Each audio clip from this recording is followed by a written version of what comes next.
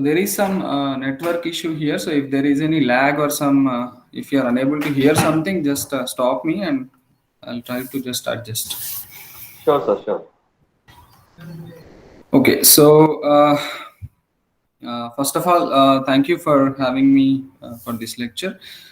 I'll first briefly start, give you some theoretical overview of some optimization, and then I'll talk about the title, like our own algorithm. That's what we have developed recently, and then I'll show you the MATLAB.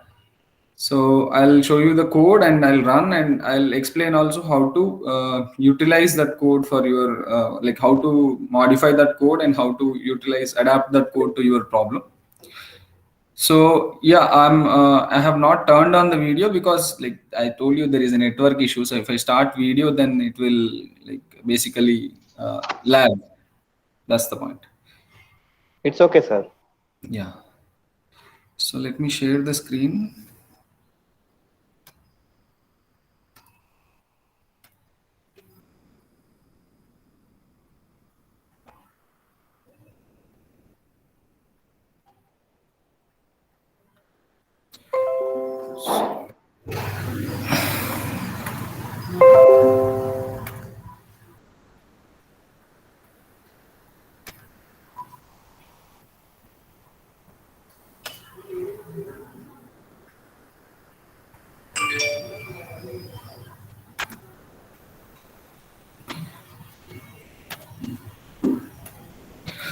So this is my talk. My talk is on the like basically I'll be talking about the search space reduction optimization algorithm, and first I'll start with the basic optimization concept, and then I'll move on to the proposed algorithm and what are the advantages and how that is going to solve some of the issues which are there in the conventional, like present day optimization algorithms that we have. So what do you mean by optimization? Basically, it's just the process of making something as good or as effective possible. Like basically, optimization doesn't mean always minimization. It can be maximization also. So it is basically like what best you can get out of what do we have, right? So if we have, let's say, whenever we are talking about the profit, we would like to maximize the profit, and whenever we are talking about the loss, we try to minimize the loss. So you minimizing the loss is also kind of a profit only, right?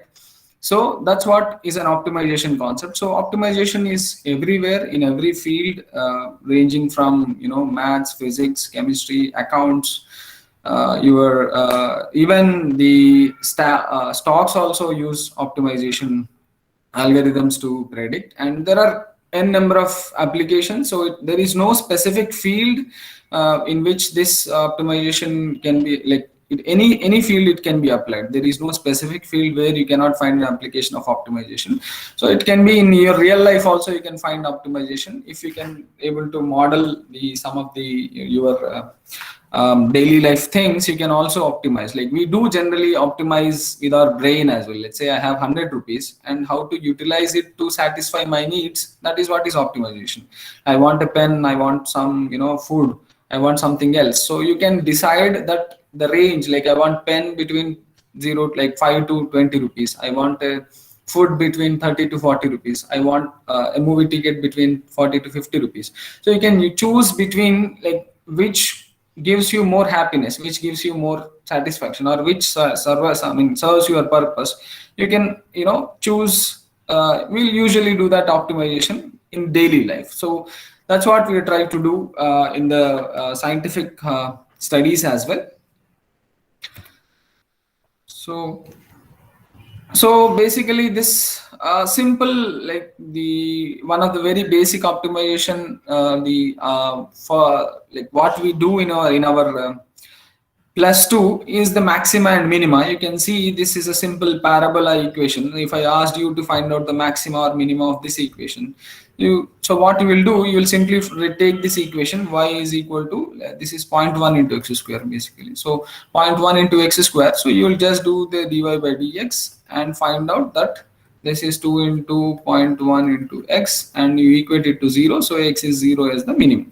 How will you find out whether it is minimum or maximum? Take the double derivative, d square y by d x square. Then if it is less than 0, that is maximum. If it is greater than 0, it is minimum. So the basic, this is also an optimization only. You are trying to find out the minimum of a particular function which has a predefined equation here. Like it should be differentiable. One of the fundamental concept, like based on which we are trying to find out that it should be differentiable and it should be having a single slope. We are able to find out this is a minimum point for this particular simple equation. And now if you see this kind of a problem, then what you can do here is that you can go for a little bit more into the optimization by using the Newton-Raphson method. So I think most of you might know the Newton-Raphson method, that you can find the next instant by finding out the x naught into f of x naught divided by f dash of x naught. So we will take the initial guess, like anywhere on this in the search range minus 15 to plus 15, or any search range what we define. So we take the initial guess randomly and then update the position of the next value x1 by using this. So if I take an initial guess of let us say minus 5, so minus 5 minus f of x naught, I'll substitute in this equation what is minus 5, f of minus 5, and then take the derivative and substitute, and then find out the updated value here. So if by chance, if your initial guess is here on the red dot, so it will f dash of x is basically the slope only. So it will follow the slope and come down and end up at the minimum value. All fine.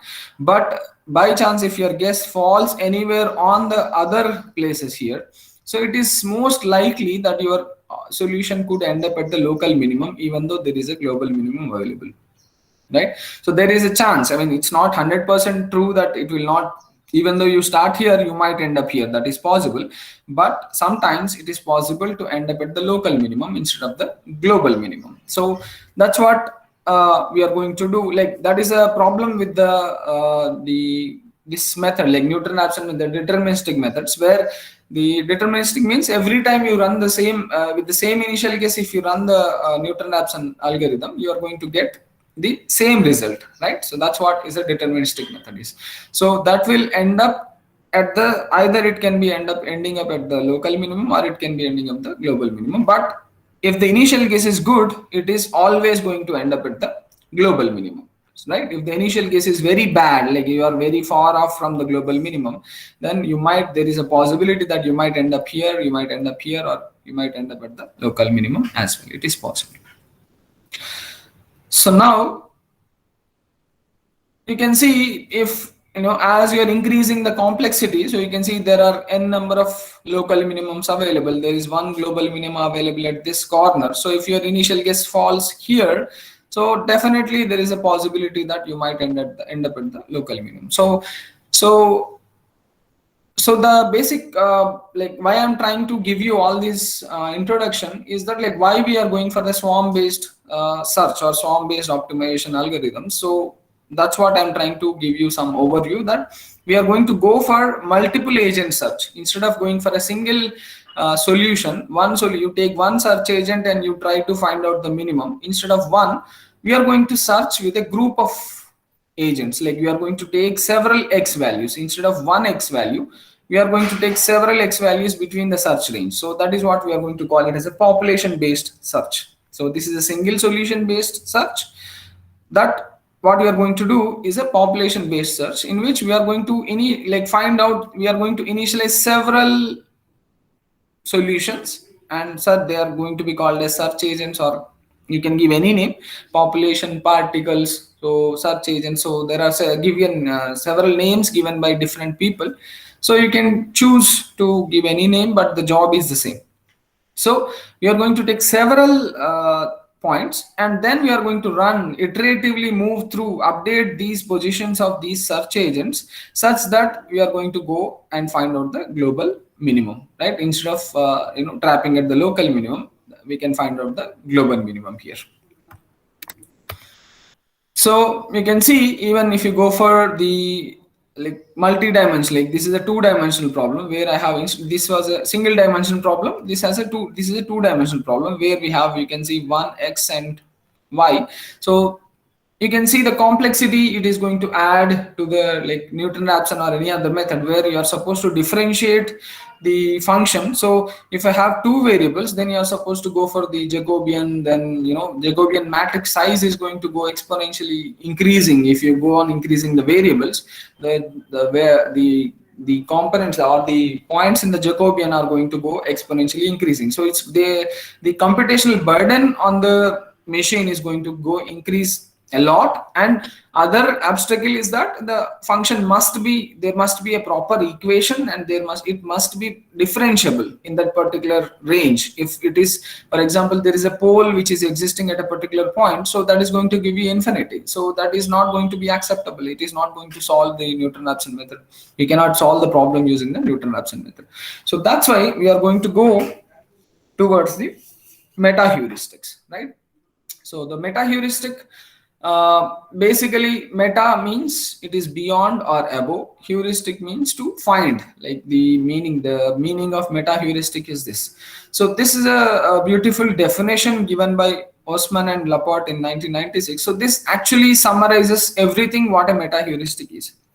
So a meta heuristic is formally defined as an iterative generation process which guides a subordinate heuristic, by combining intelligently different concepts for exploring and exploiting the subspace. Learning strategies, and the learning strategies are used to structure information in order to find efficiently near optimal solutions.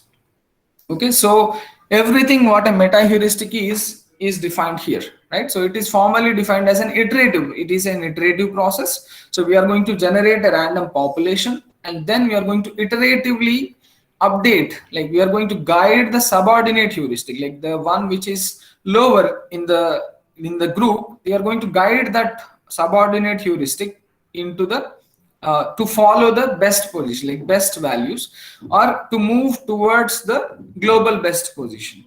So by combining different concepts, intelligently different concepts, so there are several concepts that are available in literature for exploring and exploiting. So I'll just talk about these exploring and exploitation in a minute, like the exploring and exploiting the subspace.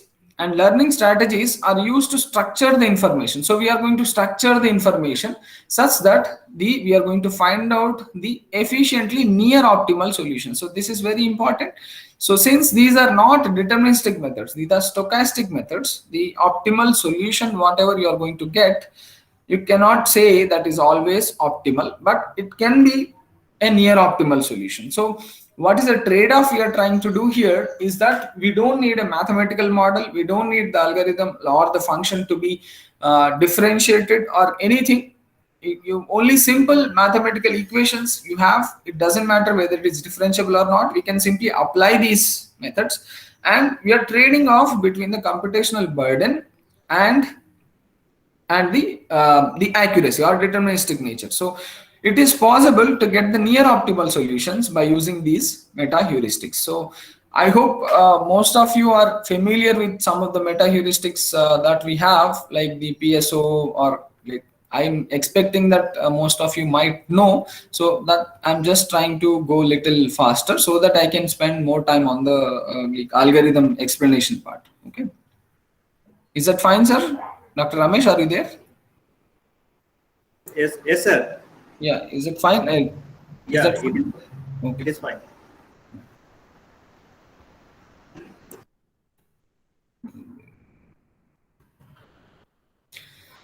So what are the characteristics of the meta heuristic? Is that meta heuristics are the strategies that guide the search process. Okay, and the goal is to efficiently explore. It's not only exploring, but it is efficiently exploring the search space in order to find the optimal or basically near optimal solution. So basically that if you want to find out a solution, let us say I have two variables, x is between 0 to 100, y is between 0 to 100, Okay, so I want to find out Z. I have a function, let us say x square plus y square, very simple, like the sphere expression.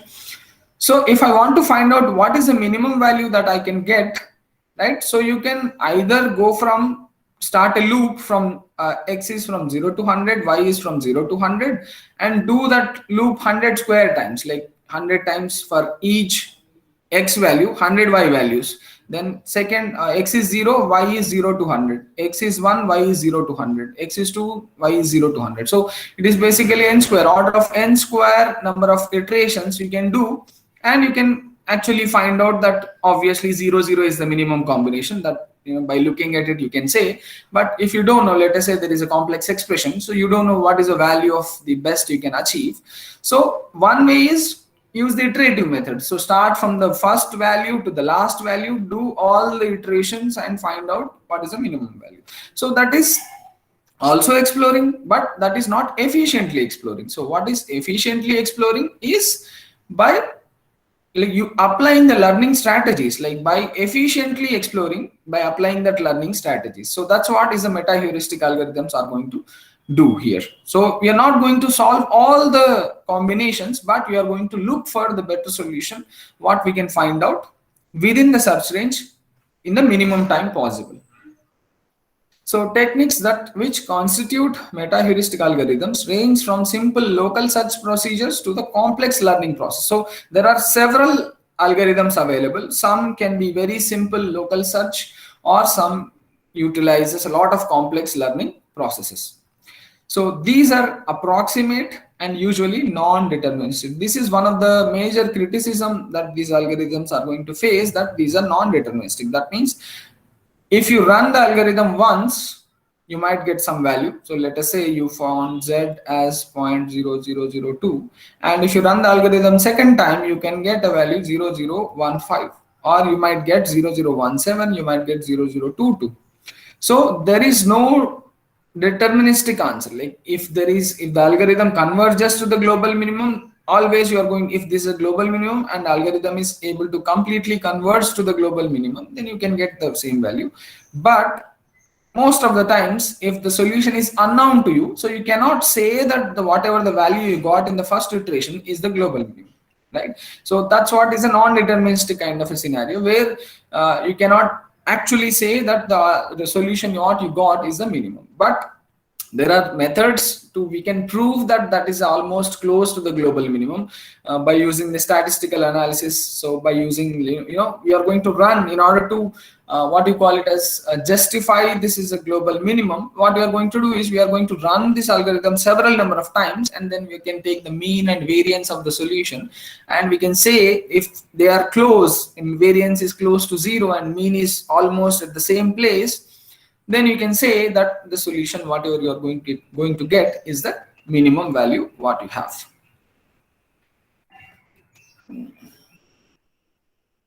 So there are several classifications available. So just I took some of the basic classification, like single solution and the population based. So single solution is what we have seen just now, just like the Newton-Raphson, but the solution here we are going to go use the heuristics. Instead of going for the differential equations, we are going to do randomly generating the population and updating that by using some equations of the algorithm. So there is some hill climbing, just like the PV MPPT, if most of you are familiar with. So this this curve is there. So where we are going to utilize the hill climbing algorithm, or perturb and observe, if most of you are familiar with. So that basically is a hill climbing algorithm.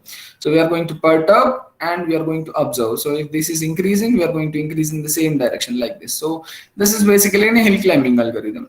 Simulated annealing is also one of the oldest of the optimization, where it is basically modeled based on the mechanical properties of the material, which is heated to a high value of temperature, and how the particle loses its temperature while coming down to the lower energy states. That's what is modeled in the simulated annealing. Tabu search is also single solution based method. So in the population method, there are several. If I write the names of the algorithms, it could be 1,000, 2,000 algorithms which are available in the literature. Some of the popular ones like genetic algorithm, PSO, Grey Wolf, Cuckoo search, and there are plenty like I've just written some random names, but there are n number of algorithms available in the literature. So now how you are going to formulate the problem for the, like how you are going to apply these algorithms is, first you have to identify the decision variable. So just like I have the same expression y is equal to 0.1 into x square. This is my problem.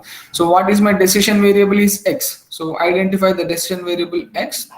Define the search space. So you cannot go from minus infinity to plus infinity, but you have to have a predefined search range. So I want to find out, I have a function like this. I want to find out the y, the optimal value from between -5 to +5.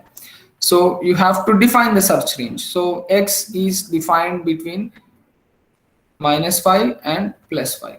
So this is a search range, okay, search space -5 to +5. So this basically we are going to call it as a lower bound, and we are going to call it as an upper bound. And form an objective function. So already we have the objective function y equal to 0.1 into x square. We have the objective function, and define the constraints if any. Let us say I want to find out a value of y for which my x must be greater than 0. Okay, so my search range is just I'm giving you an example. So or x can be, you know, greater than 5 or anything, any constraint you have, you can find out, you can give the constraints also here. So these are the 4 like important steps which we need to follow before any, you know, applying these algorithms to any problem. So we have to define the problem in this manner. Okay, so even you don't have a particular equation like this, but you have a function. So y is a function of x, or let us say z is a function of x and y. So you have a big function in MATLAB, but you need not have a single equation. If it takes a lot of several equations to form a function, it's fine. You should have a relationship between the x, y, and z. That's what is important. Whether it can be a direct equation, or it can be a function, or it can be anything. So just pass on the values of x and y. Just z must be. You should be able to calculate within the range of x and y. Right, so I have a y is also here -5 to 5. So within the range of x and y, I should have a relationship between the x, y, and the z, or the function. So for every value of x and y, the function must be calculatable. That's it. So how the mechanism is going to be? So we have define the size of population, that how many variables you want. So whether it is 30, 50, generally we take, so 30 to 50, generally most of the times we prefer 30 to 50 variables you are going to take. And define any algorithm specific parameters, like the number of iterations, number of constraints, or constants of the algorithm if the algorithm desires any, so that you have to define. Then initialize all the search agents in the search space randomly. So 50 or 30 population which we have defined, so initialize them in the search space randomly. Then find out for every x, like what we did is, let us take simple example of the parabola here. So my search range is between -5 and 5. So I have initialized, instead of 30, let us take, I have initialized 5 population, 5 number of search agents. So 5 agents I'm initializing. So initializing means what? I'm going to define the variable x which has 5 values between -5 and 5. So it could be, one could be -2, one could be 3, one could be -4.2, one could be 1, this could be 4, like this. So I have generated 5 values within the search range, and then substitute these 5 values in the equation. What we have, the relationship y is equal to f of x, right? So substitute all the x in the y. So then what you're going to get, y is also going to be a 5 matrix. So just substitute at -2, what is the value of y? So just I'm taking some random values. So at -2, y value is 4, 3, y value is 6. Okay, 4.2, y value could be 16. It is at 1, it could be 1, and at 4, it is 16. Let us say just x square, I'm just taking directly instead of 0.1. So this is my y value. Okay, then identify the best search agent so far. Okay, what is the best search agent out of all these values? So since my problem is minimization, so I'll find out what is the minimum what I have achieved. So minimum I have achieved is this one. So that means at present, this is my GBest. Okay, global best. Like GBest is a PSO terminology, but best solution attained so far, you can call it as. So that is my GBest so far. Now, what you need to do? You have to update the position of other agents based on the best position. So this is where the algorithms are going to differ. Like one algorithm is going to differ from the other algorithm at this point, like how the updation is going to take place. Some algorithms are going to take the GBest and subtract the difference between these two, like 1 minus 2. So there is a, like 1 minus 2 is 3. So the difference between the present position and the first one is 3. So instead of adding 3 to it, they are going to multiply it with some random number. So it could be some value between 0 and 3. So they are going to add now 2 to this velocity. So this addition component, what we are going to add it to a particular value, is called as velocity in some of the algorithms, or some other name. It could be any name given there.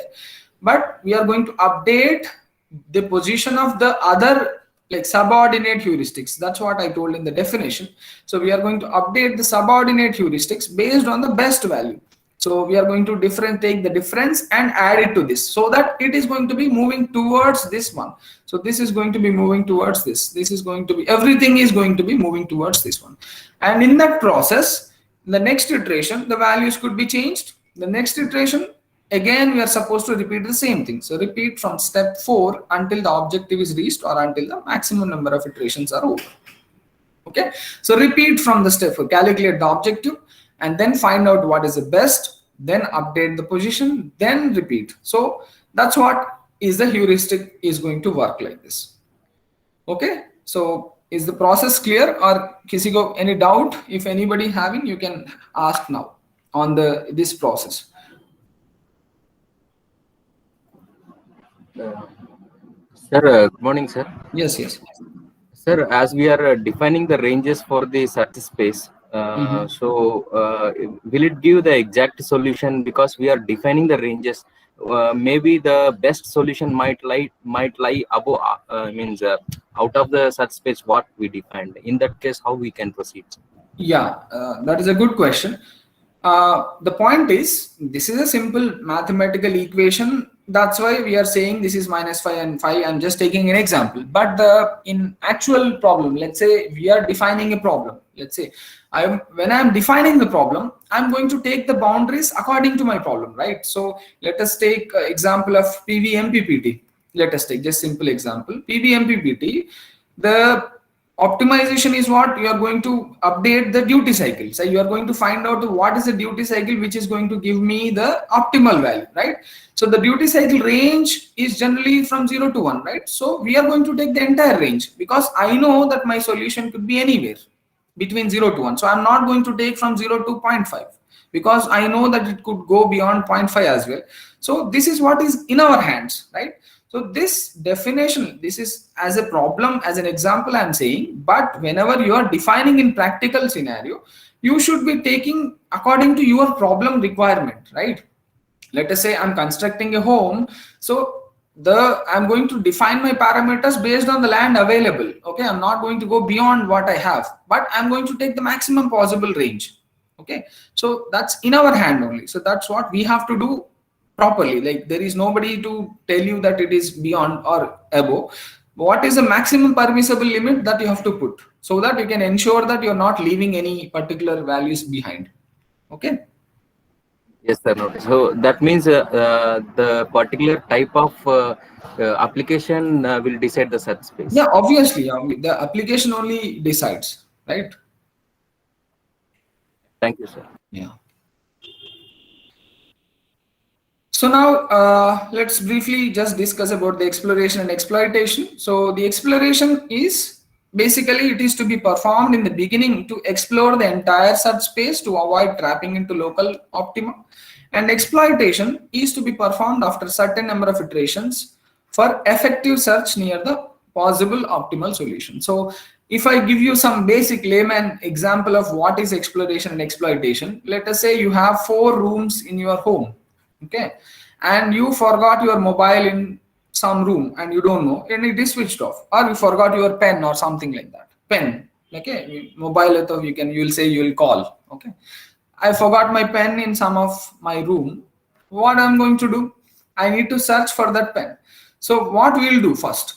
We are not going to go into one room and we are not going to search every nook and corner. Okay, what you will do? You will just open the door and you will see overview. You will just see that, okay, whether it is there or not. You will just ensure it is there or not.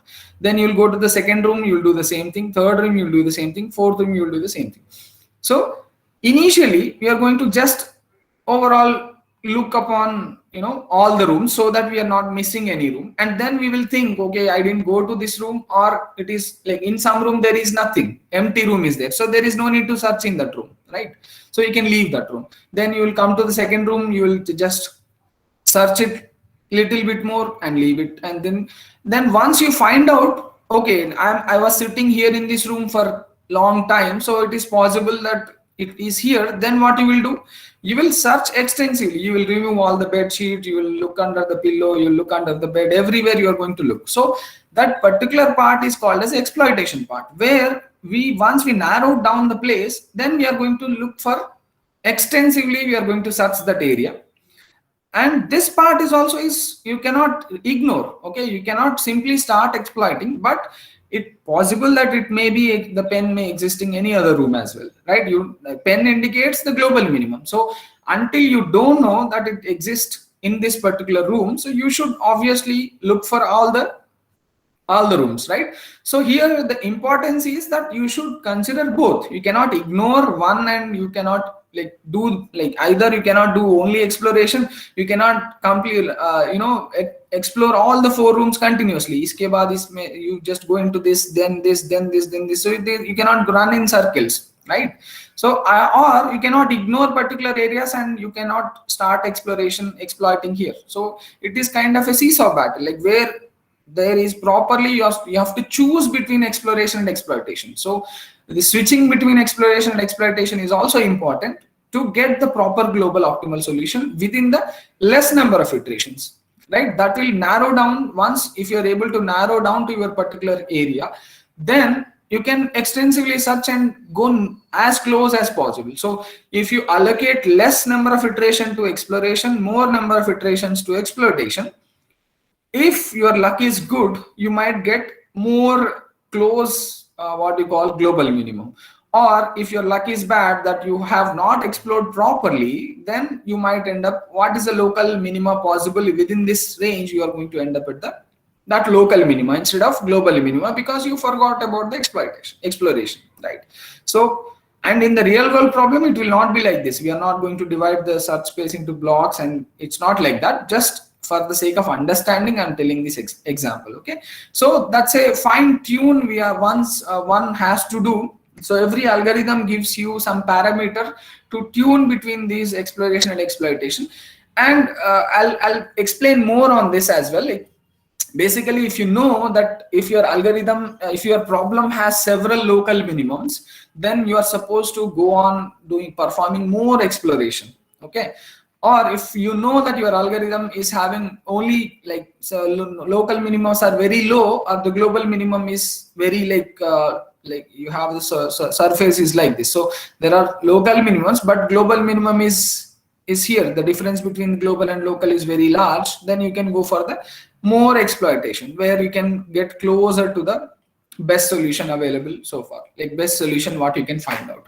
So these are all just the mere guidelines. There is no, we don't know, because the problem surface is not always available. All the practical problems, like once it is beyond 2 dimensions or 3 dimensions, you cannot plot them as well. So there is no proper visualization available for us. So by the idea of the user only, like what problem, nature of the problem is, that you have to find out after, then you can choose to, balance between the exploitation and the exploitation. Okay. So what are the advantages here? That these are general applicability. As I told you, this can be applied to any number of fields, any type of problem, and obviously these are going to reduce the computational burden for highly complex problems, like where as I told you, as the problem of dimension is going to increase, the Newton-Raphson method computational burden is going to go very, very large. The Jacobian matrix and finding the partial derivatives, it is going to take a lot of time and effort. So that can be completely saved by using these meta-heuristic algorithms. And obviously these are, you can see, I think by now you might, if somebody is not known about these meta-heuristic algorithms, so by now you might have got some little bit of idea. So if with a little bit of reading further, so you can easily start implementing as well. So it's not going to be very complex. These are very easy algorithms, instead of the conventional methods where you are supposed to write bigger matrices and so many things which you need to do. So those are all not required. So these are very, very easy to implement. And what are the limitations? That obviously it's always not easy to theoretically prove the efficiency of the algorithm. There is no actual proof available till now. Maybe in near future some of you could develop the proofs as well. So as these rely on the empirical results to prove. So empirical results, that's what I told, that you are going to run the algorithm several times to prove that okay, this is a minimum, but there is no mathematical proof that okay, this is the minimum that you have achieved, and that is actually the global minimum. And each algorithm has its own set of advantages and limitations, so that makes it more suitable for a particular kind of application. So finding the best suited algorithm is a challenging task. So again, so there are several algorithms available. So some are good at the unimodal problem. So unimodal means where you have only single minimum, okay, unimodal problem. And some are good at the multimodal problems where you have several local minimums and maximums, right?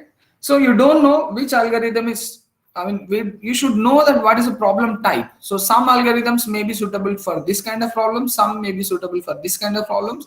So you should identify what algorithm my problem actually suits for. Like usually, I think if you have written a paper based on this algorithm, so the first comment what most of the times we receive is that there are several algorithms available. Why you have chosen this algorithm for your paper? So we generally tend to do, everybody does that.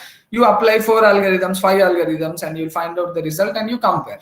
And you find out this is a minimum. But what basis, like why it is giving the minimum result and why this particular algorithm is suitable for your problem is what you should understand as well. It's not, you cannot simply blindly say that, okay, I felt this is good and I'm applying this. It should not be the rationale behind applying the algorithm, but you should have some proper logic that why I have chosen this particular algorithm.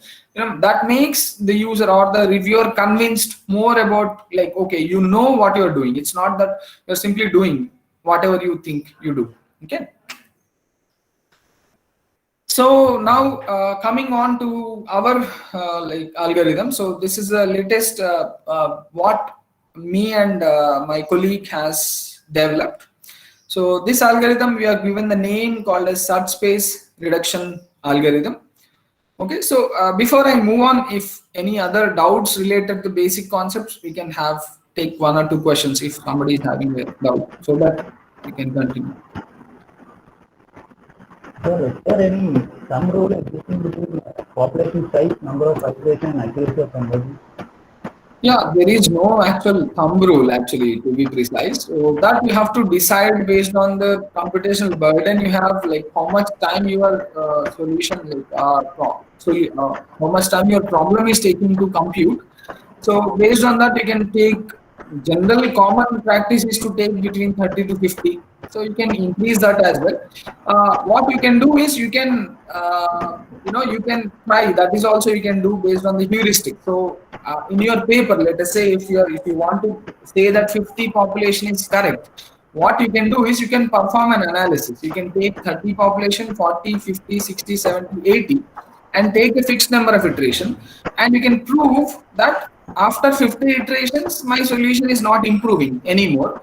So instead of increasing the population and justifying that it is constituting, like it is not giving any solution, it is not giving any better solution. So you can say that 50 is an ideal size. Okay. So heuristically or by some statistical analysis, you can justify. It's not that you cannot, but there is no thumb rule actually anywhere. Okay. Okay. Yeah. Any more questions?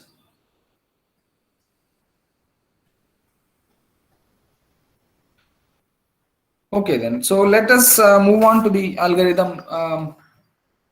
So the name is given as search space reduction algorithm. So it is also a population-based meta-heuristic algorithm that can solve complex optimization problem.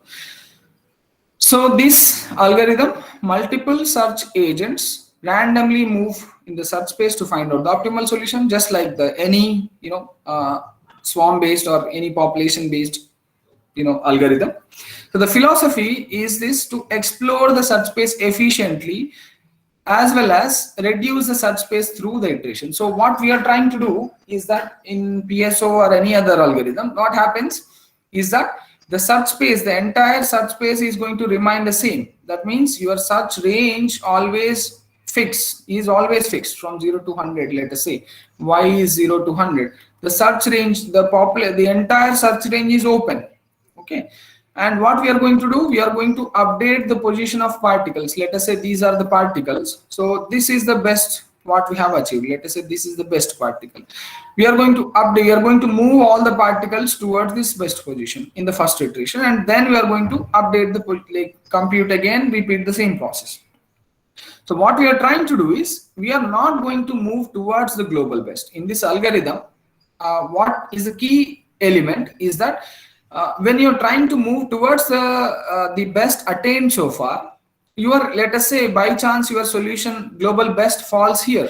So you are ignoring this particular place and you are moving towards the best attained, and possibly you might end up at the local minimum. Okay.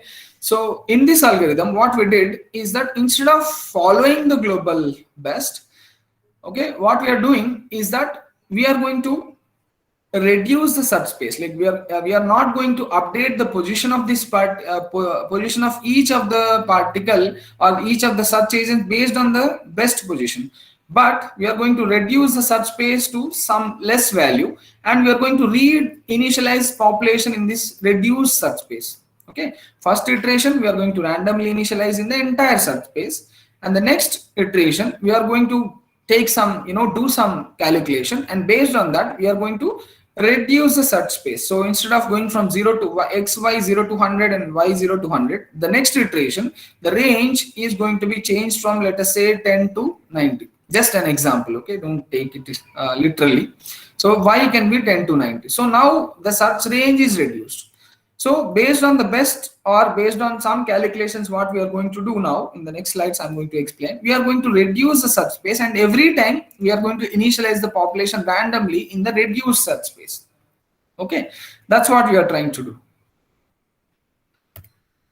So the basic steps are like first you need to randomly initialize search agents, and then objective function evaluation, find the best solutions attained so far, and calculate the midpoint. That's what we are trying to do. Like what is the basis for reduced search space? Like why I have a bigger search space here, and if I want to move for the next search space like this, so what is the basis for this is by calculating a midpoint. So how you calculate that, I'll tell in the next slide. So calculate the midpoint and reduce the search space, and then generate the new search agents in the reduced search space. Okay, so instead of following the solutions and reaching to the point, what we are trying to do is we are going to condense the solutions into smaller regions. So as the number of iterations are going to increase, all the first population is within the entire search space. Then the next iteration, the population is within the second square here. And the third iteration, the population is within the third square, fourth iteration within this, fifth iteration within the small square. So you can see by inherent nature itself, we are moving from exploration to exploitation as well. Okay, in the first few iterations, we can say that we are exploring the entire search space, and then as the number of iterations are increasing, we are moving towards the closer, smaller area. So we are going towards the exploitation. Okay, so exploration is also done and exploitation is also done in this algorithm, like by nature, like as the iterations are going to increase, so it is automatically is going to happen. So basically what we are going to do is we are going to find out the range, search range, so that we find out by taking upper bound minus lower bound by 2. So let us take, I have as the x I have is between -10 to +10. Okay, then I'll find out r is what? Upper bound minus lower bound. So upper bound 10 minus lower bound is -10 by 2, that is 10 again. So my search range is 10. So, and I'm going to find out the midpoint as well. So midpoint, for the first time, you're going to take the midpoint as the like average or the center point of this range. So midpoint is 0. My range is 10. So what we are going to do is we are going to initialize the population 0 to +10 and 0 to -10. That's what is our actual range. Okay, and then evaluate the objective function for each search agent. So between the -10 to 10, I have 50 population or 30 population. Then I find out the objective function for each of the values, and then calculate the new midpoint based on the m global best solution. So instead of one global best solution, what I'm going to take is that I'm going to take first 3 best solutions or first 5 best solutions, depending on the how many averages I want to take. Okay, so what I'm going to do is first I'll find out the, for every x I'm going to find out y, and then I'm going to sort this x and y. Okay, from the lower values of, like, based on y, I'm going to sort x as well. So based on the y value, so my objective function value is just, let us say, is from 2, 3, 4, 5, 6 like this. So corresponding to what is I have, what x I have, I'm going to put it in the position here, x position, x1, x2, x3, x4 like this. So I'm going to sort the population as well based on the solution value, and then I'm going to take the average of first 3 or first 4 or first 5, depending on your problem. You can choose the 1, 2, 3 or 4 or 1 you can follow. If you want to only follow for the first global best, you can choose the first one only. Okay, so I'm going to take the average of first 3. Let us say I have a m value of 3, so that is going to be my new midpoint. Okay, so the average of these 3 positions comes out to be, let us say, 2. So I'm going to take 2 as midpoint. The next iteration, the search range is, let us say, is not between now -10 to +10, because previously 0 was the midpoint. Now my midpoint is 2, and I'm also going to reduce the value of this range. So instead of -10 to 10, I'm going to reduce it to some value which is based on this expression. This r present value is going to be multiplied by the exponential of some RF factor that I'm going to take by the number of iterations. So this RF factor can be between 5 to 20. That's what theoretically what we have found out. So you can substitute here, and every iteration this range is going to be reduced. So previously my range was 10. It is multiplied by some factor here based on the value what you are going to choose. So that is going to become lesser, because I have a negative, like, falling exponential, that is going to reduce this RF value. So this is maybe going to become 9, or this may be going to become 8. So this, the next iteration, my position, the midpoint is 2, my range is 8, let us say. So my next square is going to be 2 plus 8, 10. So it is going to be in this direction up to 10, but 2 plus 8 is only, like, in this direction, it is only up to -6. So this way it is going to reduce. So it is going to be starting from -6 to 8. Okay, so the updated search range is going to be, instead of -10 to 10, it is now -6 to 8. Okay, so likewise, now the 50 population is going to be initialized or reinitialized within this reduced search range. Okay, and then again do the same thing. The updated search range could be anywhere in this smaller block, and then it is going to be reinitialized. So we are going to continue this process until you reach either the maximum iterations, or if you have a predefined tolerance, or if you know the solution global best, and if you have a predefined tolerance, you can go up to that tolerance level is reached. So the regeneration is just like this. So I have a midpoint here. Let us say it is 2. So I have a random number between 0 to 1. So this could be, let us say, 0.5 into R of t, the range. So the range is, let us say now it is 8. So 2 plus 8 into 0.5, 4. So 2 plus 4 is 6. Now updated value of x is 6. If it is positive integer, random number 1, like two random numbers we are taking. So if the one random number is greater than 0.5, then I'll add this to this or subtract, because you have to go initialize the variables between either direction. So 2 to, I told you, 8 or 2 to minus 6. So it should be in either direction. The solutions, whatever you are initializing, should be in both directions. So that's why next time you are going to subtract. If this random number is, sorry, this should be less than. So if random number is less than this, it should be less than, not equal to. So less than 0.5, then you can just subtract. So the same thing. So it is, let us say random number is 0.4 and into this is 8. So 0.4 into 8 is 2. So 32, 3.2. So this is now 2 minus 3.2. That could be minus 1.2. So the updated value of x is minus 1.2. Okay. So likewise, you are supposed to reinitialize the population in the reduced search space.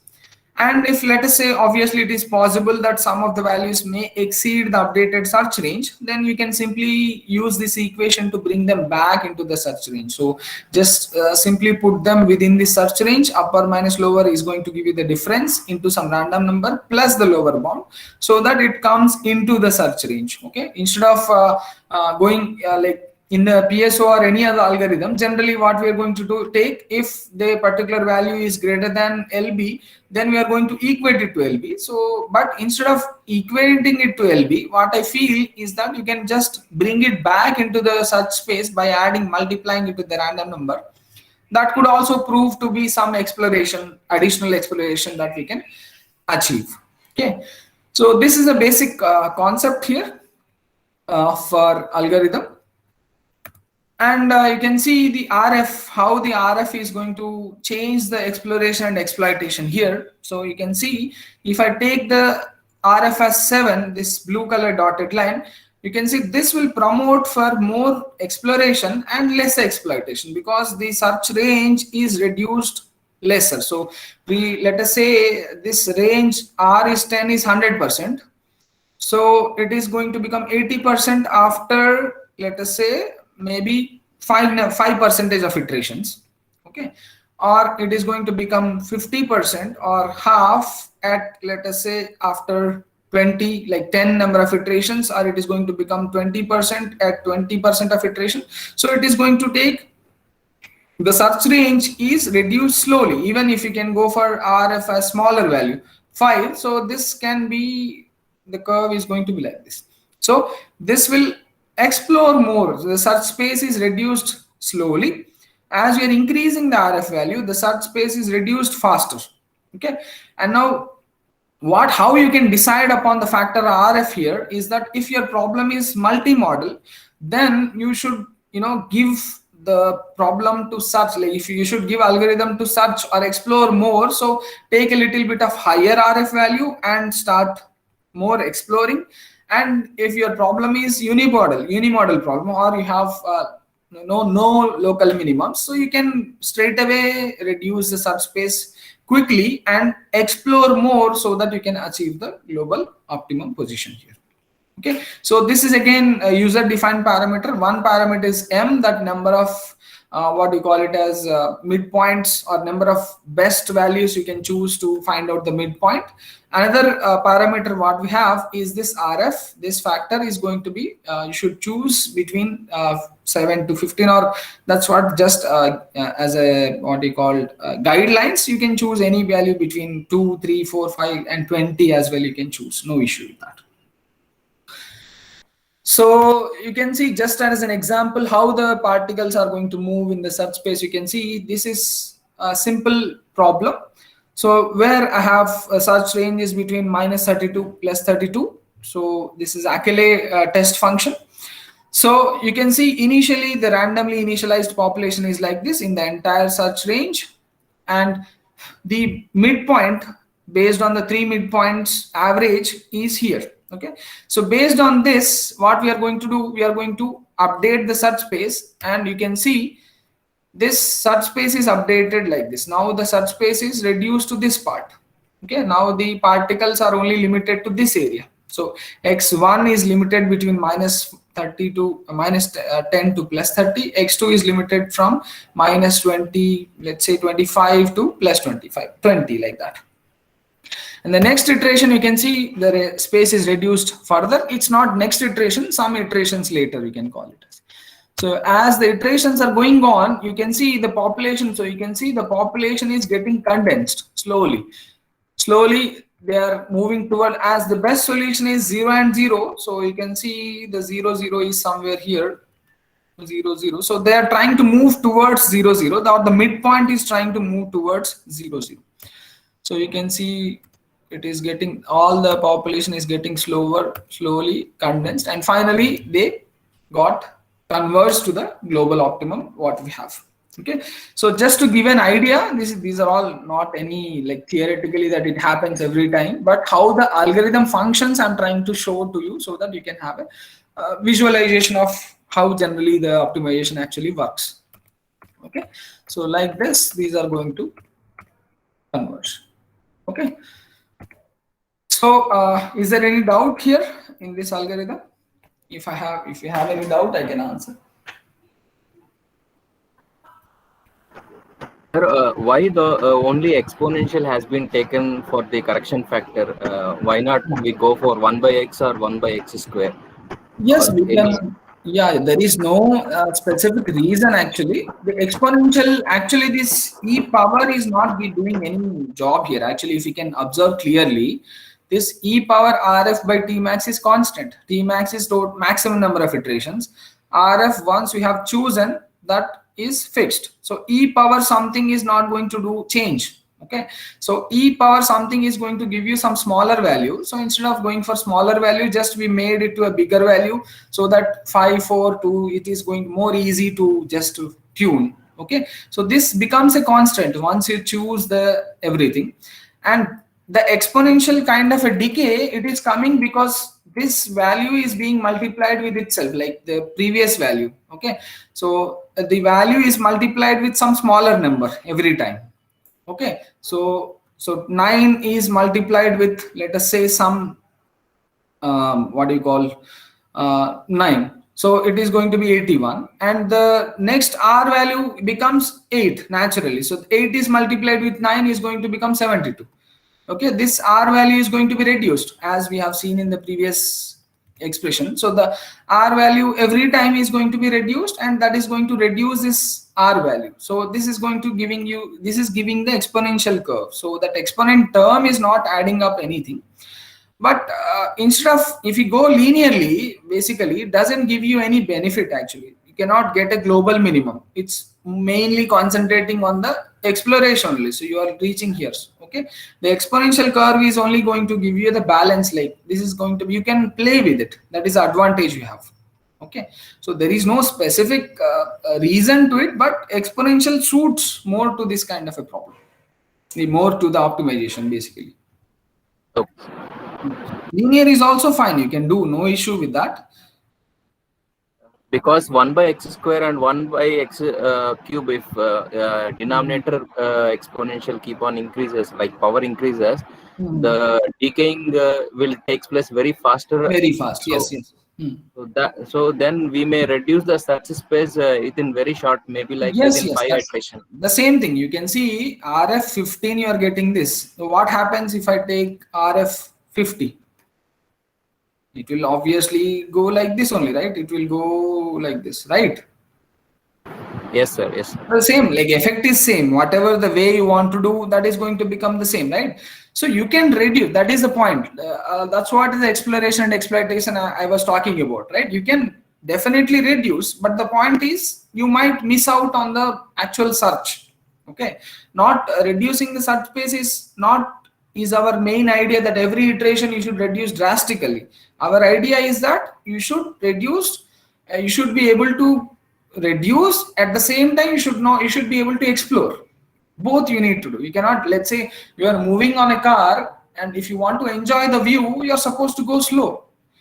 but you are supposed to reach the destination as well. So you have to, go at a considerable speed such that you can see the, the beauty of the nature, and at the same time you are not missing the within time you're catching the bus or anything, whatever you want to do. Okay, both we need to do.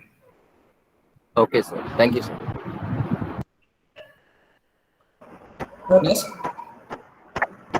Sir, actually, I have some doubt with that finding the midpoint. You said first we'll be taking some. Your voice is not so clear. Can you just put it closer to your mic, to your mouth? Hello, sir. Can you hear me now?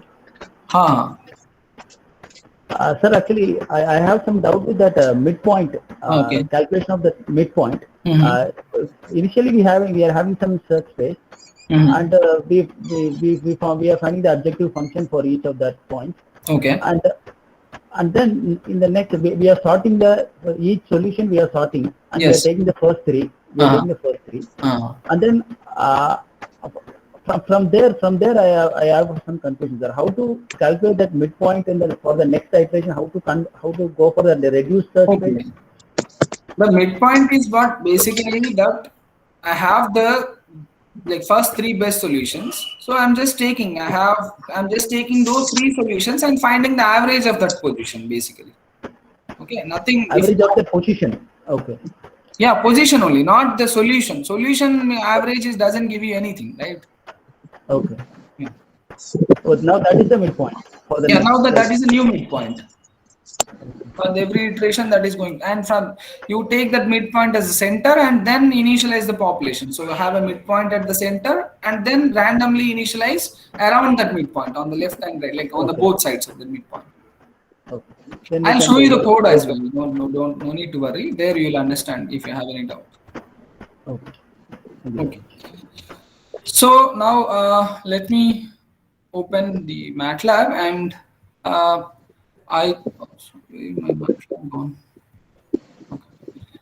So I thought of writing the code, but I thought it is going to take a lot of time. So I will explain this code and I'll give you the link. I have posted this code on my website. So I'll give you the link so that you can download the code and you can modify it or you can utilize it in your research if you feel it is relevant to you.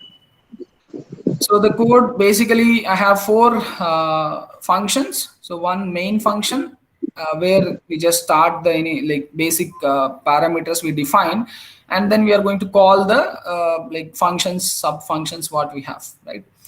So the first thing is, let us look at the function data here, that in which this function data is a function which will give the bounds and which will define, we are going to define the dimensions and we are going to define the objective function. Okay, so we have some, let us say I have a function, I have given a name sphere. Okay, so objective function I have defined it at the bottom, sphere here. So sphere of x is sum of x square, that means x square plus y square. Basically there are two based on the dimension. If I have 30 dimension, that is going to be x1 square, x1 square plus x2 square plus x3 square plus like that.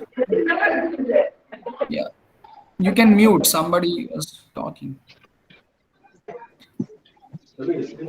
Right, so function you can define here, whatever the function you have, you can define it here, and that the function, the bounds, lower bound and upper bound, you can define it here, and you can define the dimensions, and you can define the name f objective is @sphere, so that sphere is defined here.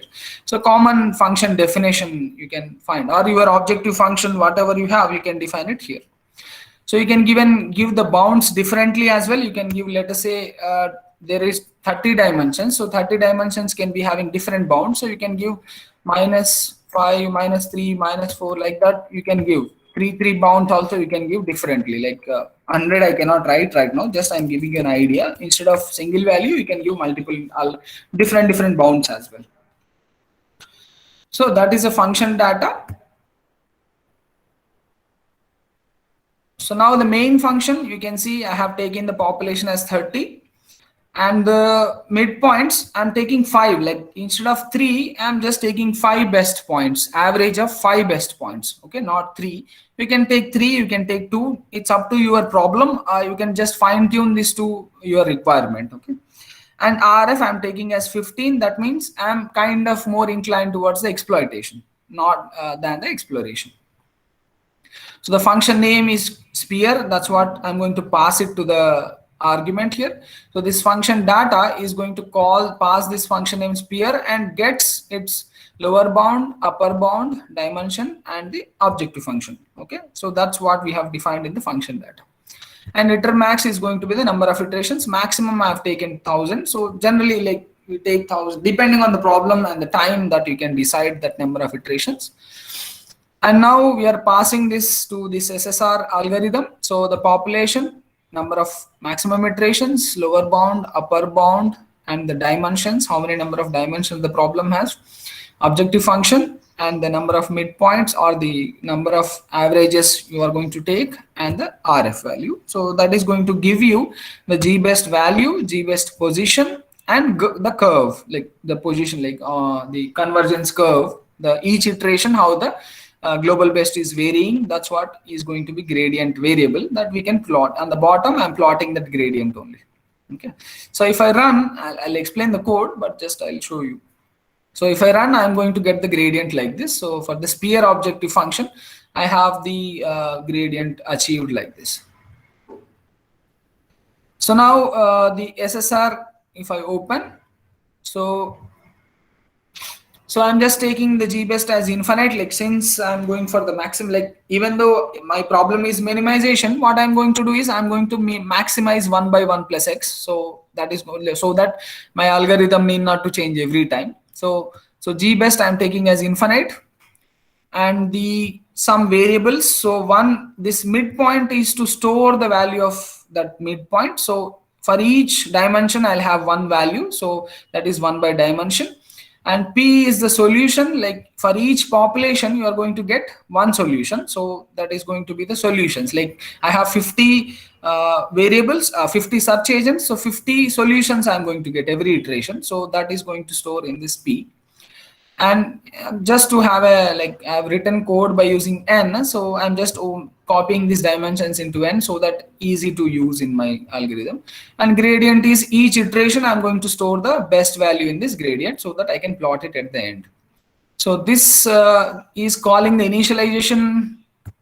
I'm calling the initialization function here such that my positions are randomly generated and UB, LB are initialized and the R range is defined so that you can look at it, the initialization. So this UB, LB are basically what this small UB and LB are single values like -100 to +100, what you can see in this function data. So this small UB, LB are one value, 100, single value. Okay, but in the initialization, what we need is a matrix which will have like the minus like 100. Every dimension should have one LB or UB value. So we are going to make UB and LB 1 by dimension and 1 by dimension. And L is the population which we are going to generate. So which we are going to generate, which is a range of like population by dimensions matrix. So here, if what we have initialized is 1, I have given single value instead of a matrix. So that is going to assign this matrix like UB.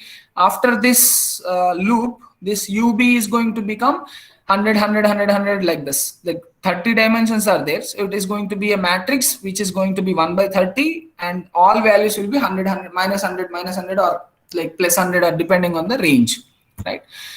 And or else if you have defined it as a matrix itself, then simply that is going to copy that UB, LB into this UB and LB matrix.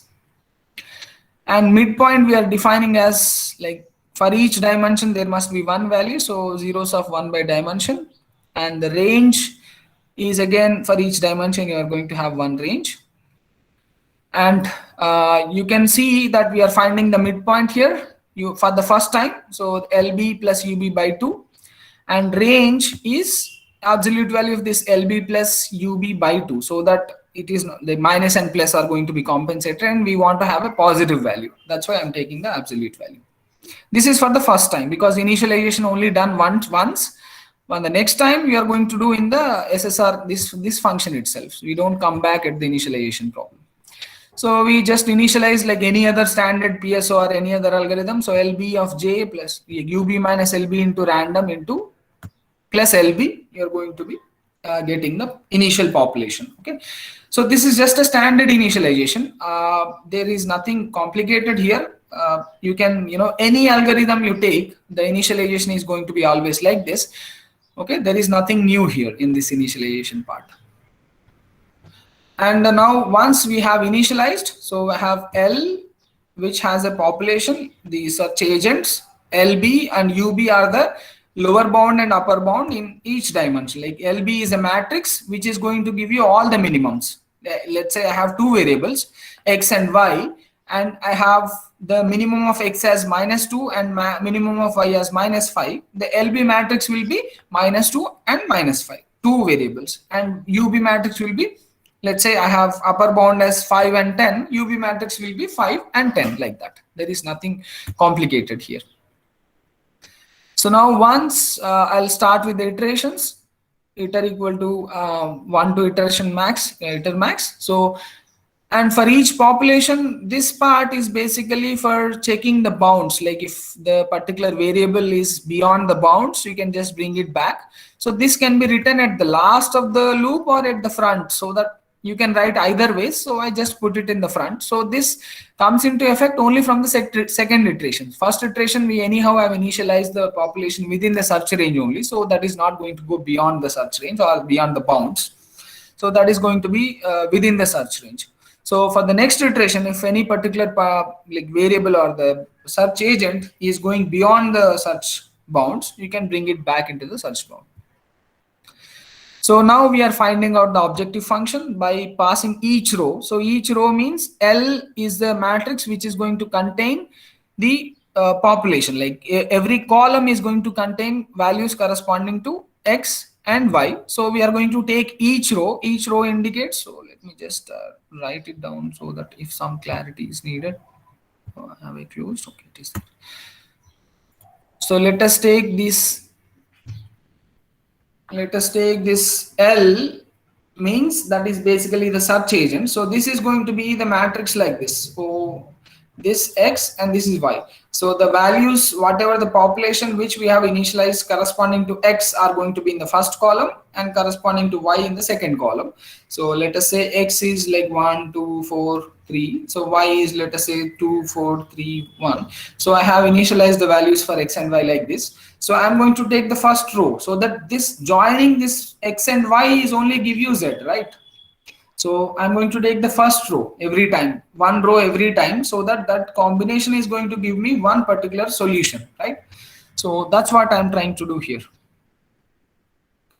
So you can see here that I'm taking one row at a time and I'm passing it to the objective function, and that will give you the solution of that particular search agent. Okay. And then I'm just storing it L value into L1, so that I'm not going to mess with L. I'm going to mess on L1 and then overwrite L back. Okay.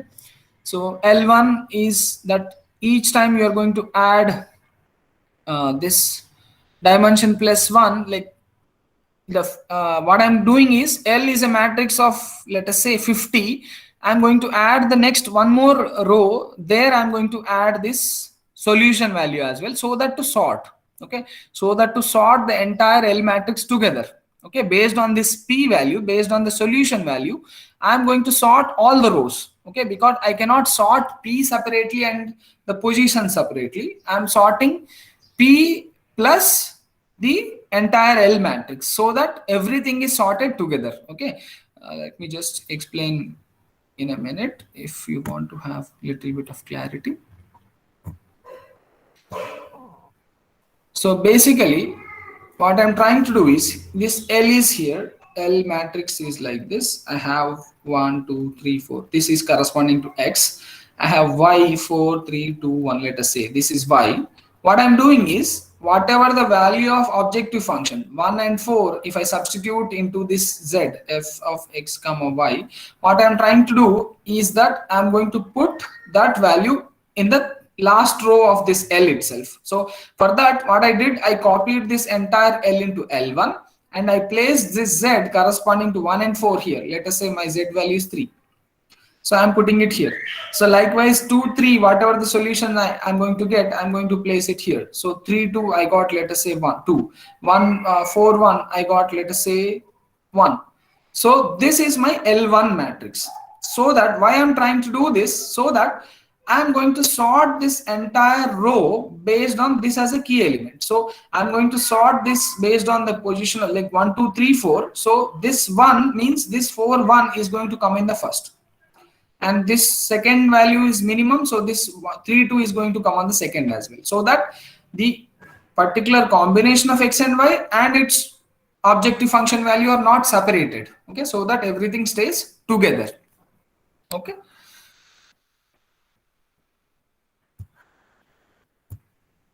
Okay, so I'm sorting this L1 now. So now this sorting is done. So that means L1 is going to contain all the sorted order now. So now I can choose between the how many variables I want to take the minimum. So from 1 to m. So let us say m is 3. It is going to take the minimum of 3, mean of these first 3 values. And that is going to find out the midpoint here. So if m is 5, mean of first 5 points and take the midpoint here. Okay. And then once we have a midpoint, then we find out the minimum value, that the first, like minimum of p or the first row itself we can directly take. So this additional step is not required here, or simply we can take the minimum of p or the first row of this L1. That is going to be the global best. So if it is better than the present global best, you can update it, or else we can just leave it as it is. Or if it is better, then update the global best position as well. Okay. And then update the search range by using the RF value, then update this R into exponential of this term, and then update this to updated reduced search space here. And then within that reduced search space, what we are doing is initializing the population again one more time in the next iteration. So this rand into R of j plus mid is the center point and the range. Mid is a center point and the range. So sometimes we are doing plus and minus based on the random number. So half of the times, like statistically, half of the times you are going to get values on the right side, half of the times you are going to get the values on the left side. And then every iteration you are storing that g best value in the gradient. So that is going to be copied into this gradient, and at the end you are going to return this gradient and g best, the best value what we have achieved, and the best position what we have achieved to the main function here. The main function is going to just print this line, the value of global best attained is this, and it is going to plot the gradient, and these are the labels, convergence curve like this. So like this you can actually apply this. I'm just giving you overview. You need not to get into the technicalities of this algorithm if you want to use it. So this is the second function, Achille test function. So that test function I've changed. So now you can see this result. What I'm getting is the convergence curve is something like this. So you can use your own algorithm, you can your own function here. So in the function data, you define your function and define the bounds here, LB, UB, and define the dimension. Okay, and then you can pass on. Just say, let us say, let me just give you an idea how to define it. So let us say I have no need to write cases as well. Two, three functions are there. That's why we are writing cases, but you can write directly as well. There is no need to write any cases and all for your problem. So you can write, let us say, case function f1. Okay.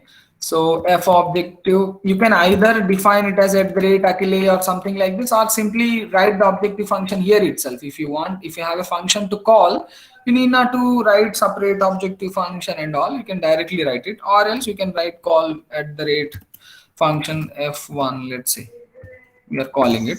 So lower bound here, what I'm telling is you can define lower bounds to your requirement. You need not to take equal. Let us say two variables are there. So two variables has two different lower bounds. So one is from 0 to 100. So you can define it like this. Upper bound is from, let us say, is 10 to 90. Let us just take some random example. And dimension is now 2. So because you have defined two variables only, so naturally the dimension is 2. Okay, that's important. So based on your problem only, nothing new here. Okay, so like this you can define your function f1, and you define the function here f1. So let us say function f1 is, you just give any name f1 of x. So two variables you are going to get. So y is equal to, you can write two variables. You have a function to call. Let us say I want to call a function like some like function file that I have written, m file. You can pass this x directly to that function, or you can write it here. So like what you call x of sphere function if I want to write. So x of 1 whole square plus x of 2 whole square. Like this you can write. Okay, so I think most of you might know, that's why I'm just trying to give you some quick overview. So two-dimensional problem I have defined. Okay, might be unset. No, sorry, it should be y, not f1. Y equal to f1. Okay. So this is it. So now what you need to do here in the SSR, you should define the, in the main function, you should define only what you need to do is, instead of this, you call it now f1 and run it. So you can see it is converged very quickly because it is a two-dimensional, very simple problem to find out. So the best value what you got is 0.08 from this for that particular function, because I have not given 0, 0 is the minimum. So you can just put it, change the minimum to a little bit to, let's say 50, 50, 50, let us make it 50 plus this. Now what happens, let us see.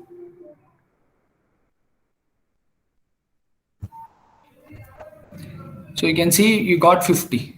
50 is the minimum value. Now you got 50 point something. So almost close to 50. So you can, change, play on, let us say this is converging very fast. So I can take a smaller value of RF. Now you can see the convergence is little bit slower, and you can see the best value is, it's not giving me any best because it's a unimodal function. You can see sphere is a unimodal function. It's just a parabola, or in a two-dimensional view, it is a parabola, 3D it is a sphere. So sphere doesn't have any local minimum. So there is no need to go for more exploration. Okay, you can go for more exploitation. Let us take a bigger value of 20. Let us take, just for the sake of example. What happens is, you can see it is going very quickly to the global minimum. It is achieving in very, very lesser number of iterations. It is converging. Instead of taking more number of iterations, we are converging very quickly. We are converging. Okay, you can even play with this m. You can put it 1, you can put it 4, 3.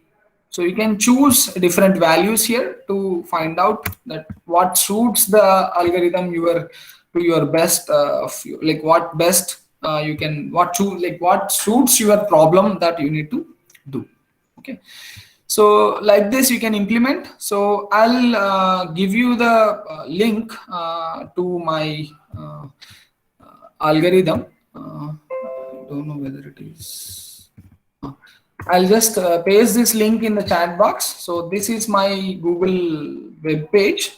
So you can get the algorithm here, search space reduction algorithm. The code, MATLAB code is available, or the paper link is also available here. You can get the paper if you have access, or you can download it some way or the other. So this is the paper that is recently published. So I'm not saying that this algorithm works for every problem. It works like there is no algorithm which is better than this. But what I'm saying is that this is a considerably good performing algorithm where you can utilize, you can try and utilize to your problems, and probably you might get what my experience is that it works well. So you can try and see if you are getting a better result, or if you are getting better result than other for the other algorithm, you can go for that. Okay, so what my suggestion is that this algorithm mainly is suitable for multi-model problems where we have several local minimums. This algorithm is able to perform very well. So I'll just quickly show you the paper results as well. Just whether it is open. No. Okay, just let me quickly, in 2 minutes I'll show you the paper, and you can I'll stop. Where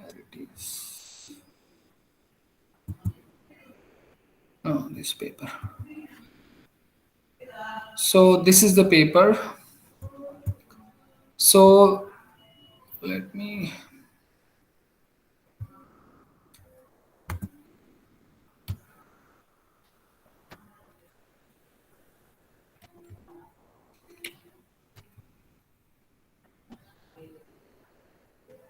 So this algorithm is also, you can say computationally efficient. You can see that time taking this by some standard analysis for the CEC benchmark test functions. You can see the other algorithms are taking more time, 15 seconds.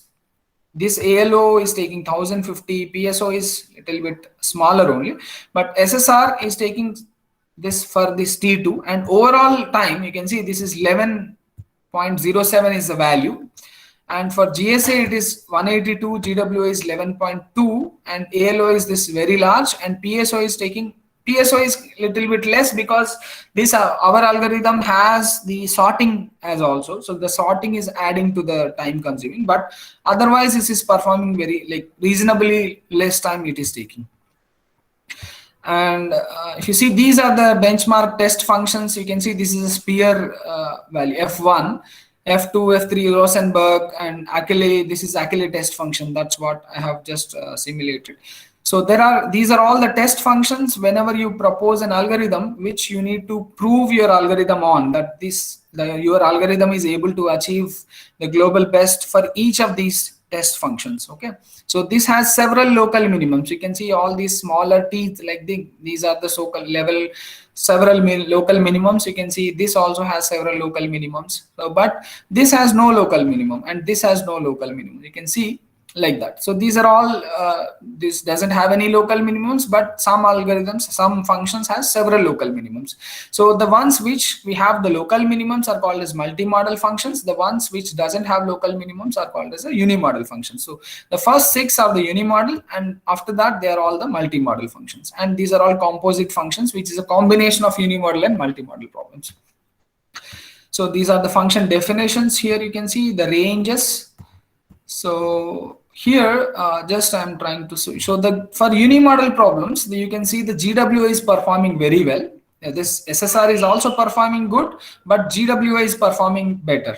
But for the multi-model and the composite functions, you can see that SSR is performing very well. From F7 onwards, you can see from F7, F8, F9 it is not performing well, but F10, F11, F16, and most of the composite functions also, this SSR is performing very well. So the multi-model functions, our algorithm is performing very well when compared to the other algorithms.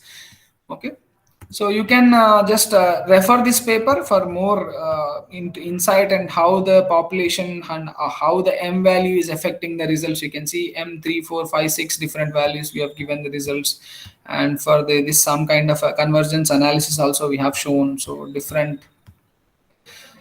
So several things are there in the paper. I think you can refer the paper for more information, and if you have any doubt or any more clarification on the application or any issue, you can contact me. My mail is available in the website, or you can take it from the organizer, Dr. Ramesh. So I think that is it from my side, and I'm open to questions if you have any.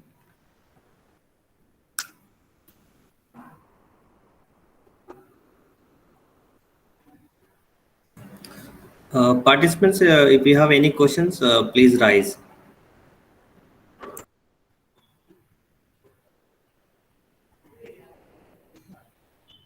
Okay. Sir, good morning, sir. Yeah, good morning. Sir, what are all be the parameters will influences the optimization function, sir? I mean, if the optimization function is exactly suitable for that application or not, how we can identify that thing, sir? The optimization algorithm, you mean to say? Yes, sir. Yeah, that's what I've been telling you, that you should, one thing is that if you have a basic idea of that function, if you can plot, that is very good. If the function is plottable, you can plot and see how the function is. So if we have, that's what I'm saying, that if you have several multi-model kind of a problem, that if the algorithm goes for the what you call it follows the global best, let us say. So if I have a unimodel or the local minimums are less, you can go for that unimodel. So if algorithm performs better in the unimodel, just like GWO, you can see GWO performs very well for the unimodel function. So if your objective function doesn't have several local minimums, you can go for GWO. Okay. If your algorithm has several global minimums, if you go for GWO, it is not going to give you the global optimum. Okay, or PSO or any other. So you can choose what is the basic dynamics. What you need to do is you need to understand the dynamics of the algorithm, how the algorithm is evolving. Like that's why these are called evolutionary algorithms. So how the evolutionary algorithms are developed. What is the basic functionality behind that algorithm? So that functionality, if it suits to your problem, then that is the best algorithm for you. Okay. So you need to not only just simply apply the code, like take the code and just modify the function and apply. It should not be your basic fundamental philosophy. What you need to do is you need to understand the dynamics of the algorithm and then understand the dynamics of your problem. You need to match. If that matches your problem, then that is your best solution. So there is no thumb rule. I cannot say that, okay, this algorithm is good for that. Okay, that you need to do.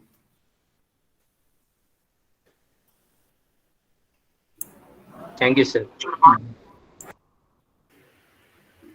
Sir, good afternoon, sir. Yeah, good afternoon. Sir, I have one doubt, sir. Yes. Sir, for multi-objective functions, sir. Mm-hmm. So, suppose, for example, if we go more than two objective function, so then how we can adjust the max type and min type functions? So, for example, if we want to purchase the car means cost is minimum and comfortness is maximum. Yes. So, how we can adjust that parameter, sir? For multi-objective. Yeah, multi-objective is again altogether complete. It's a very big field, to be frank. So you can basically write like Pareto dominant solutions. You can find out. It's not that single solution. There is no single solutions, right? In a multi-objective, there is no single solution. So you should develop the Pareto front, and based on what, if you have usually one thing is what you can do is instead of going for multi-objective, you can convert it into single objective by putting limits on the one of the objective. Then you convert it into single objective and then you can vary that limit and then draw the Pareto front. That is one way. Or you can directly apply the multi-objective scenario itself and draw the Pareto front directly. Okay. So that is the only way what we can do. We have to do the Pareto front and we have to find out based on the conditions or based on what the limitations we have on the objectives that you have to take.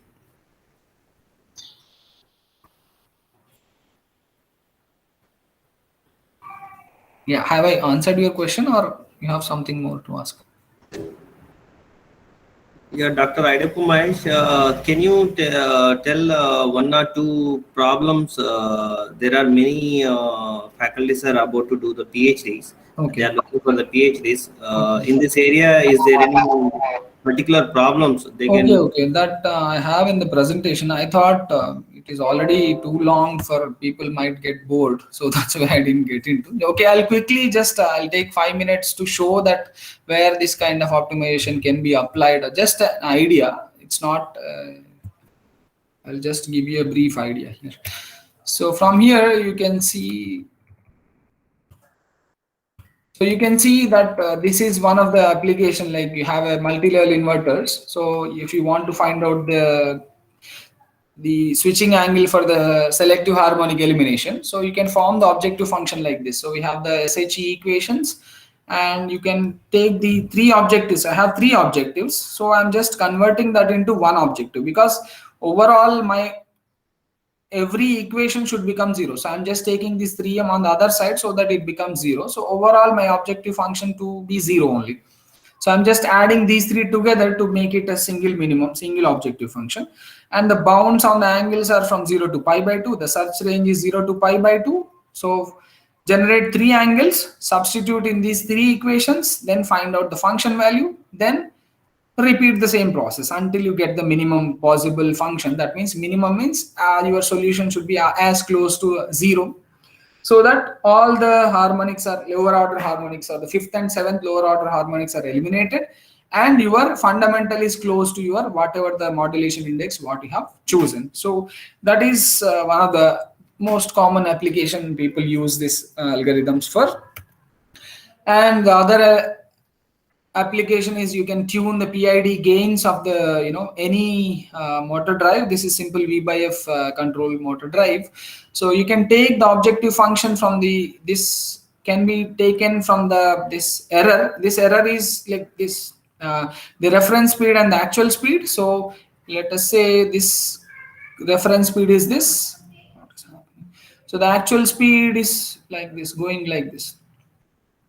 Okay, so what you can take, either you can take the maximum peak overshoot, or you can take the settling time, like steady state error, as an objective function, and you can fine tune this Kp, Ki, Kd such that your objective is reached. So let us say I don't want any peak overshoot, so your Kp, Ki can be taken as a decision variables. The range of Kp, Ki, you can choose any Kp, Ki based on your idea that you can take from 0 to 10 or any value, whatever the value you want to take, you can take. Okay, so that either you can do the online tuning or you can do the offline tuning. So offline you do the tuning and put this Kp, Ki optimized values here. So one way is you go for your conventional Ziegler-Nicolai method or any Bode plot or root locus method, or you can use this evolutionary algorithms as well for optimizing the gains of the PI controller. Okay, so similarly you can apply that to the multiple PID controllers as well. Together 9 PID controllers also you can tune, because now instead of 3 variables you have 9 variables, that's it. But the computational complexity is going to increase a little bit, so it takes a little bit of more time. But if you're doing offline tuning, there is no problem. Time is not an issue, so tune once and you can use it forever. And then you can go for the fuzzy logic. You have a fuzzy the membership functions here. So the membership function, width of the membership function also can be optimized by using this algorithm. So because the width is also going to decide how the particular controller is going to work, right?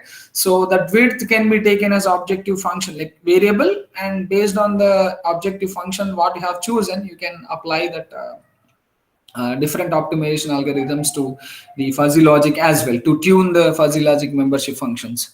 So similarly for the field oriented control also you can apply this optimization algorithms. And then you can go for the PV parameter estimation of a PV panel. So you can write the equations of the PV like this, and then you can make the objective function, which is this first equation. This just subtract this to here and make it to 0, so that will be your objective function.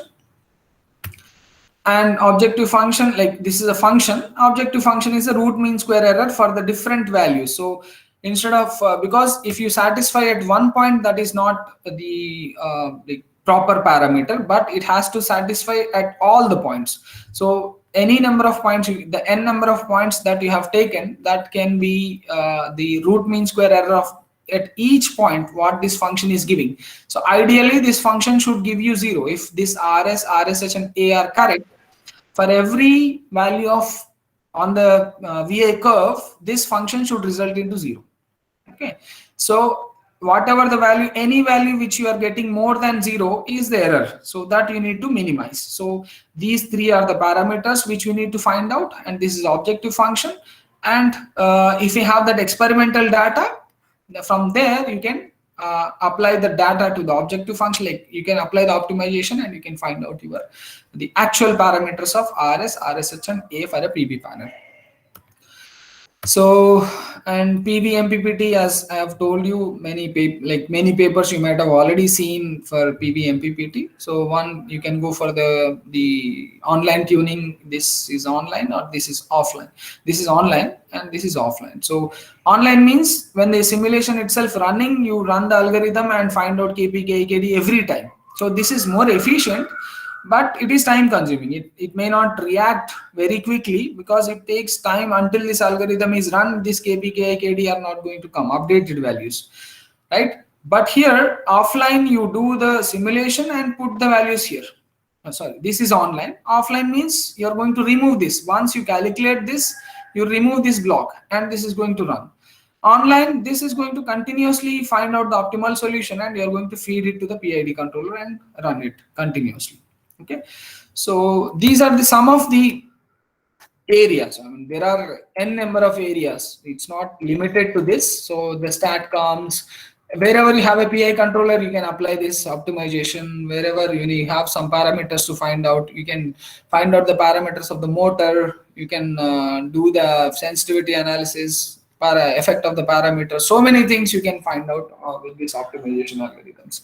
So I hope this gives some basic idea. It's not, I'm not getting into much of the details, but there are several papers available. You can refer to this paper if somebody is working on the drives. So you can see optimization techniques to enhance the performance of induction motor drives, a review, renewable and sustainable energy review. So this review paper you can read if somebody is working on the drive and you want to apply these optimization techniques to your drive kind of a problem. Okay. So I'll give the link to my web page here. Sir, yeah, please. Sir, on last question, sir. Yes, yes. Sir, what is the reason for doing sum square error instead of taking the error directly? Mean square error, basically it gives you some positive value. Okay, and you cannot take single, like error, it's not an error for one value. Error, you are trying to find out for several values. So there must be some value. If you, let us say one error is -5, other error is +5. So if you add, it becomes 0, right? So even though there is an error, but if you just take simple error and add it, you are going to get 0. Right? If you take mean square error, what is going to happen? You are going to take squares. So the -5 becomes 25, +5 also becomes 25. So now it is 50. So there is an error. So right, if you add the errors, it is going to become 0. But if you add squares, it is not going to become 0. Right? So that is some basic rationale. That's what I feel. Thank you, sir. Sir, one more final question, sir. Yes, yes. You can ask. Sir, for any optimization algorithm, sir, on what aspect can we select the stopping criteria for convergence of best result, sir? Yeah, stopping criteria, basically that's again based on your idea only, based on your knowledge, like based on your inference, like how much you have utilized, how many times you have run your algorithm, and you can see that after which you can set a limit of, let's say for 20 iterations my solution is not improving, or for 30, like for continuously until the end of iterations my solution is not improving anymore. So, and if you run the program for 10, 20, 30 times, like to prove the statistical significance, so if you are getting the same result and more or less there is no change after, let's say 20 or 30, 40 iterations, you can take the maximum iterations as 50 or 60. Likewise, so there is no thumb rule, but empirically you have to find out for your problem. Okay, sir. Okay, sir. So I have given the link in the chat box, so you can access the paper and the code from there. So there is no promotion. If you feel it is useful for you, if you are getting good result, you can use it. So it is available, you can use it, and you can also pass on to your somebody who can utilize it for their research. So I don't know, you might get a paper, you might get your degree, PhD or MTech with this algorithm. And that gives us more greater validation towards algorithm also. If somebody is using and publishing paper by using the algorithm, that gives us a more kind of a validity to the algorithm, and that gives us more encouragement to, develop some more algorithms. So that's it from my side. I hope I've given some idea. I mean, I'm not expecting you to understand the code from 0 to 100 in 10-15 minutes explanation.